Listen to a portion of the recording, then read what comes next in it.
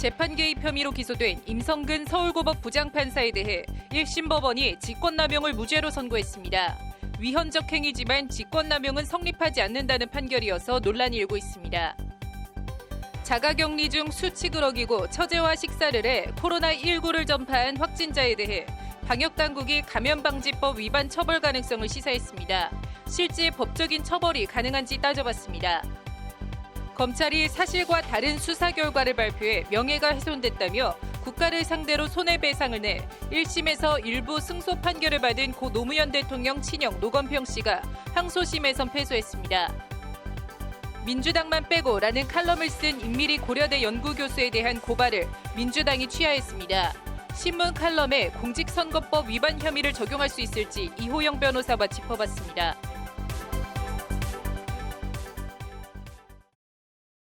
네, 2월 14일 법률방송 로투데이 시작하겠습니다.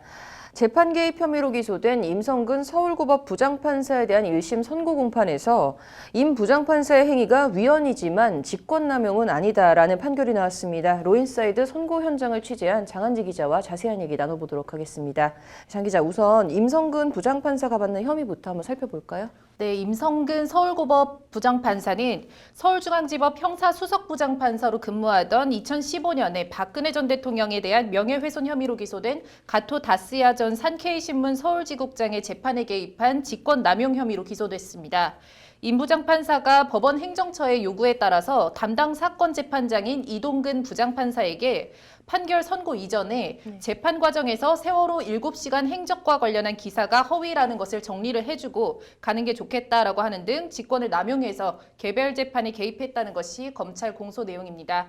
공소장에 따르면 임 부장판사는 이 부장판사로 하여금 판결을 선고할 때는 가토 전 지국장의 법리적인 이유로 무죄를 선고하되 그것이 적절한 행동은 아니다라고 하는 등 이제 질책하도록 하고 또 구체적으로 재판에 개입한 것으로 나타났습니다.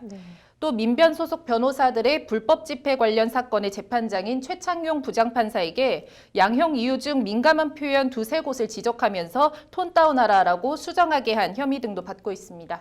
재판부는 이 검찰 공소 사실에 대해서 어떻게 판단을 했습니까? 네, 서울중앙지법 형사합의 25부 송인권 부장판사는 오늘 일단 검찰이 파악한 사실관계 자체는 대부분 사실로 인정된다고 판단했습니다.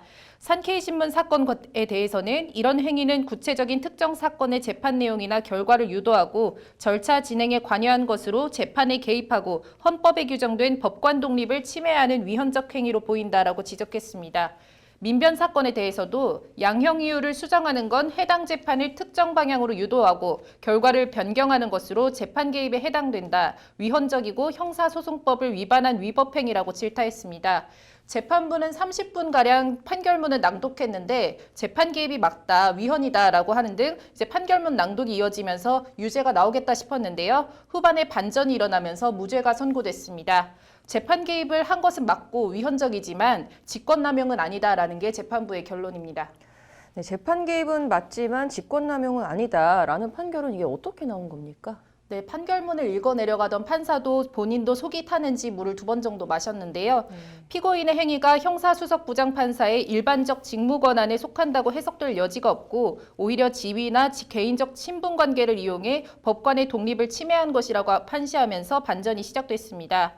피고인의 각 재판 관여 행위는 서울중앙지법의 형사수석부장판사 지위를 이용한 불법 행위로 징계 사유에 해당한다고 볼 여지는 있지만 직권남용으로 볼 수는 없다는 것이 재판부가 밝힌 무죄 법리입니다. 직권 없이 남용 없다는 직권남용 법리를 설시한 건데요. 재판부는 그러면서 피고인의 행위가 위헌적이라는 이유로 직권남용의 행사 책임을 지우는 것은 불리하게 죄의 구성요건을 확장 해석하는 것으로 죄형 법정주의에 위배된다고 강조했습니다. 지위를 이용해서 법관 독립을 침해했지만 직권남용은 아니다. 잘 좀 이해가 안 가는데요. 재판부가 좀 뭐라고 더 설명한 게 있나요? 네, 직권남용은 직권을 남용해 상대로 하여금 의무 없는 일을 하게 했을 때 성립이 되는데요. 이제 오늘 재판부는 임 부장판사가 재판에 관여한 그 재판부의 판사들에 대해서 의무 없는 일을 하게 한 것이 아니다. 따라서 직권남용이 성립하지 않는다라는 취지의 얘기도 했습니다. 임 부장판사의 지시대로 판결문 내용이 수정이 되긴 했지만 이것은 각 재판부가 법리에 따라 합의 과정을 거쳐서 판단한 결론일 뿐이지 이제 의무 없는 일을 하게 한 것이 아니라는 게 재판부의 판단입니다. 합의부의 사건은 합의에 따라 심판하므로 재판장의 의사와 독립된 것이다. 각 사건 재판장은 피고인의 요청을 무조건 따르지 않고 독립적으로 합의에 결정했다는 게 재판부 판시입니다. 한마디로 지위를 이용하긴 했지만 직권을 남용한 것은 아니고 결과적으로 임 부장판사가 해당 재판자들의 의사에 반해서 의무 없는 일을 하게 한 것은 아니다. 따라서 직권남용죄가 성립하지 않는다라는 것입니다.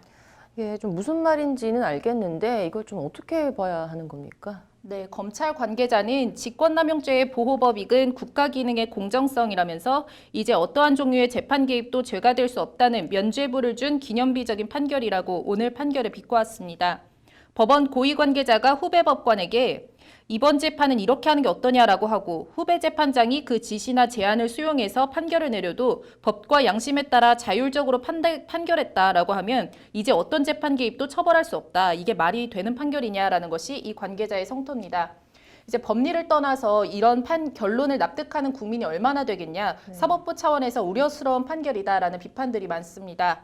반면 유해용 전 대법원 수석재판연구관과 어제 있었던 신광열, 조의연, 성창호 부장판사 무죄 선고 그리고 오늘 판결이 연결지어져서 이제 검찰이 애초 직권남용 성립 범위를 지나치게 넓혀 수사하고 기소했다. 논리를 비약해 무리하게 기소한 결과가 잇따른 무죄 판결로 이어지고 있다는 반박도 나오고 있습니다. 법원이 제19 감싸기를 제대로 보여주고 있다. 또 검찰 기소가 무리했다. 갑론을박이 벌어지고 있는 겁니다. 네, 법관 독립을 침해한 이게 위헌적 행위지만 뭐 직권남용은 아니다. 양승태 전 대법원장이나 임종원 전 법원 행정처 차장에 대해서는 또 어떤 법리로 판결을 내릴지가 좀 궁금해지네요. 오늘 잘 들었습니다. 다음 소식입니다. 방역당국이 자가격리 중 수칙을 어기고 다른 사람과 식사를 해서 코로나19를 옮긴 확진자에 대한 처벌 가능성을 시사했습니다. 처벌이 된다면 코로나19 자가격리 조치를 어겨 처벌을 받는 첫 사례가 되는데 실제 처벌 여부는 좀 더 지켜봐야 할 것 같습니다. 유재관 기자입니다. 논란이 되고 있는 환자는 43세 한국인 남성으로 지난 1월 20일 중국 후베이성 우한시에서 입국한 15번째 확진자입니다. 15번 확진자는 자가격리 나흘째인 지난 1일 오후 2시 호흡기 이상 증상을 보여 보건소 선별진료소를 방문해 검사를 받았고 2일 확진 판정을 받았습니다.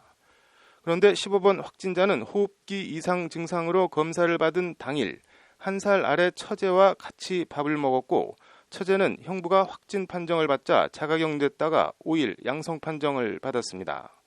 두 사람은 현재 국군 수도병원에 입원해 치료를 받고 있습니다.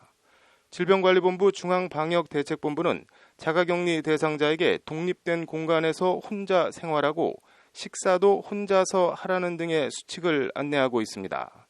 불가피하게 가족과 대화를 하더라도 얼굴을 맞대지 말고 마스크를 쓴 채 2m 이상 거리를 두라는 것이 중앙방역대책본부 지침입니다.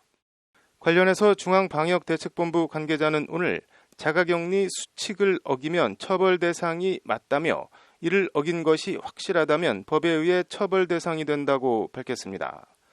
일단 감염병의 예방 및 처벌에 관한 법률 제6조 4항은 국민은 치료 및 격리 조치 등 국가와 지방자치단체의 감염병 예방 및 관리를 위한 활동에 적극 협조하여야 한다고 적시하고 있습니다. 하지만 3조를 사유로 하는 처벌 조항은 없고 확진 판정 전 자가 격리를 강제 처분으로 볼 수 있는지 여부는 논란이 있어 실제 처벌이 가능할지는 미지수입니다. 애초에 강제 처분이라 하는 것이 특정한 입원 조치라든가 이런 것을 얘기하는 것이어서 일종의 임의적인 조치를 따르도록 하는 자가격리를 강제 처분으로 볼 수 있는지부터가 근원적으로 좀 따져져야 될 일인 것 같고요. 질병관리본부에서 이 부분을 그러니까 자가격리를 완전히 강제 처분으로 보는 특별한 근거가 있는지 이런 것 등을 좀 살펴봐야 하지 않을까. 관련해서 또 다른 변호사는 형벌로서 벌금이 아니라 과태료 등 행정처벌이 가능할지는 다시 살펴봐야 하지만 중앙방역대책본부에서 자가격리 수칙 준수 등 코로나19에 대한 경각심을 높이기 위해 강조한 발언 같다는 의견을 밝혔습니다. 중앙방역대책본부 관계자는 15번째 확진자가 확진 판정 전이지만 증상 발현 후 함께 식사해 무증상 전파 사례는 아니라며 자가격리 수칙을 꼭 준수해달라고 당부했습니다. 법률방송 유재광입니다. 네, 민주당은 빼고 이 한마디로 논란이 일파만파 커지고 있습니다. 이용 변호사의 뉴스업에서 자세히 얘기해 보도록 하겠습니다. 이 변호사님 어서 오십시오. 네, 안녕하세요. 네, 이거 일단 어떤 내용인지부터 좀 살펴볼까요? 네, 그 진보 성향의 대학 교수 임미리 고려대 한국사연구소 연구교수의 칼럼에서 이제 논란이 비롯이 됐습니다. 이 임 교수가 이제 민주당만 빼고라는 그 제목의 칼럼을 지난달 29일 경향신문에 기고했었는데요. 내용이 대단히 이제 그 현 여당인 더불어민주당에 비판적입니다. 선거가 끝난 뒤에도 국민의 눈치를 살피는 정당을 만들자. 그래서 제안한다. 민주당만 빼고 투표하자. 이렇게 해서 이제 곧 다가올 총선에서 민주당을 제외한 나머지 정당에 한 표를 던져라라는 식으로 해석될 수 있는 칼럼을 기고를 한 것입니다. 네. 지금 이 칼럼을 두고 지금 여당에서 고발을 했었죠? 네, 이제 공직선거법 위반 혐의로 고발을 했는데요. 문제가 될 소지가 있는 것은 이제 그 공직선거법 그 58조의 2에 보면 이제 투표 참여 권유 활동이라는 것이 있고, 그래서 국민은 누구나 투표 참여를 권유할 수 있다. 다만 뭐 이러이러한 경우는 안 된다라고 되어 있는데 그 중에 이제 3호를 보면 특정 정당 또는 후보자를 지지, 추천하거나 반대하는 내용을 포함해서 투표 권유 활동을 하지는 못하도록 그렇게 규정이 되어 있거든요. 그래서 이제 민주당에서는 이러한 좀 조항을 근거로 이건 좀 공선법 위반 혐의가 있어 보인다라고 좀 고발을 한 거죠. 네. 지금 말씀해주신 대로 조금 여러 비난을 의식해서인지 오늘 오전에 지금 민주당이 고소를 취하를 했습니다. 근데 고발을 취하하기는 했지만 이게 정말 선거법 위반이 성립이 되는 사안입니까? 뭐 우선 이걸 선거 운동이라고 볼지도 조금 불투명한 것 같아요. 이제 흔히 선거 운동이라고 하면 뭐 특정 후보를 당선시키거나 또는 낙선시킬 목적으로 하는 행위여야 할 것을 요구하는데 이제 예전에 뭐 노무현 전 대통령 사례에서도 대표적으로 이제 우리가 알 수 있듯이 노 대통령이 당시 이제 여당이 총선에서 승리할 수 있도록 해달라라는 이야기를 해서 이게 선거법을 위반한 것이다라고 해서 나중에 탄핵 소추까지 되지 않았습니까? 그때 이제 그 법원의 판단은 이게 선거 운동으로 보기 위해서는 특정한 후보의 당선 또는 낙선을 목적으로 해야 되는데 특정 후보가 아직 정해지지 않은 그런 시점에서는 특정 후보가 없잖아요. 그 낙선 또는 당선을 시킬 목표가 없기 때문에 이런 건 선거운동으로 보지 않는다라고 했었어요. 그렇다라고 한다면 이번 그 총선을 앞두고 그냥 민주당 빼고 다른 데 찍자라고 하는 걸 선거운동으로 보기엔 좀 어려워 보입니다. 네. 변호사님께서는 이번 좀 상황을 개인적으로 어떻게 보시는지? 네, 좀 뭐 안타까운 것 같아요. 이게 지금 임 교수의 이 문제가 된 것은 결국 칼럼이지 않습니까? 칼럼이라고 하는 것은 보면 우리가 신문 기사에도 보면은 본 칼럼은 본보의 뭐 그런 입장과는 뭐 무관함을 밝힙니다라고도 써져 있고 그 칼럼을 읽는 국민들도 그게 언론사의 입장이라고는 생각 안 하거든요. 네, 칼럼의 필진의 개인적인 견해인데 그러한 견해를 가지고 이제 필자를 고발하는 것도 좀 부적절했고 나아가서 그 칼럼을 게재한 언론사를 같이 고발한 거는 이건 대단히 부적절하다. 좀 그렇게 생각을 합니다. 네. 지금 뭐 고소를 취하긴 했지만 좀 민주당이 당분간 비난은 좀 피하기 어려워 보이네요. 오늘 잘 들었습니다. 다음 소식입니다. 노무현 전 대통령 친형 노건평 씨가 사실과 다른 검찰 수사 발표로 명예가 훼손당했다며 국가를 상대로 낸 손해배상 청구 소송 항소심에서 패소 판결을 받았습니다. 판결로 보는 세상입니다. 사건은 2015년 7월로 거슬러 올라갑니다. 고 성완종 경남기업 회장의 뇌물 리스트로 알려진 이른바 성완종 리스트를 수사한 검찰은 2015년 7월 수사 결과를 발표하면서 노건평 씨가 성완종 회장 특별사면 과정에 돈을 받았다는 내용을 함께 발표합니다. 2005년 성완종 회장의 특별사면 직후 경남기업 임원이 노건평 씨에게 3천만 원을 건넸고 2007년 특별사면 때는 노건평 씨 측근이 운영하는 건설업체의 공사 편의를 봐줬지만 공소시효가 지나 처벌할 수 없다는 내용이었습니다. 이에 노건평 씨는 성완종 회장의 특별 사면과 전혀 관련이 없는데도 검찰 수사 결과 발표로 명예가 훼손됐다며 국가를 상대로 1억 원을 청구하는 손해배상 소송을 냈습니다. 2018년 8월 1심은 노건평 씨 주장을 일부 인정해 정부가 5천만 원을 배상하라는 원고 일부 승소 판결을 내렸습니다. 검찰이 노건평 씨의 피의 사실을 인정할 수 있을 정도로 충분히 수사를 진행하지 않은 상태에서 단정적인 표현을 사용해 국민들이 노건평 씨가 범죄를 저질렀지만 공소시효가 지나 처벌할 수 없다고 믿게 했다는 것이 1심 재판부 판단입니다. 하지만 항소심 창원지법 민사일부 박평균 부장판사는 오늘 원고 일부 승소로 판단한 1심 판결을 깨고 원고 패소로 판결했습니다. 구체적인 판결 사유는 알려지지 않았습니다. 관련해서 노건평 씨의 1심 판결 2달 뒤인 2018년 10월 바른미래당 최이배 의원이 피의사실 공표금지 수사준칙이 얼마나 잘 지켜지는지 법무부에서 자료를 받아본 적이 있습니다. 자료에 따르면 해당 공보준칙이 만들어진 2010년 이후 2018년 10월 기준 8년 동안 피의사실 공표 위반으로 징계를 받은 검사는 단 한 명도 없는 것으로 나타났습니다. 2012년 창원지검 차장검사 재직 당시 노건평 씨 비리 의혹을 수사했던 이모 전 서울고검검사만 유일하게 피의사실 공표 위반으로 감찰을 받은 사례가 단 한 건 있을 뿐입니다. 당시 이 전 검사는 노건평 씨의 자금관리인으로 추정되는 주변인 계좌에서 수백억 원대의 뭉칫돈이 발견됐다고 밝혀 관련 의혹 제기와 보도가 쏟아진 바 있습니다. 하지만 정작 수개월 뒤 검찰 스스로 수백억 뭉칫돈은 실체가 없다며 기소도 못했습니다.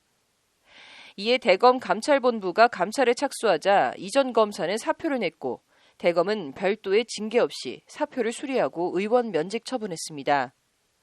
이에 시민단체들이 이 전 검사를 피의사실 공표 혐의로 서울중앙지검에 고발했지만 검찰은 이마저도 2015년 5월 무혐의 처분으로 사건을 종결했습니다.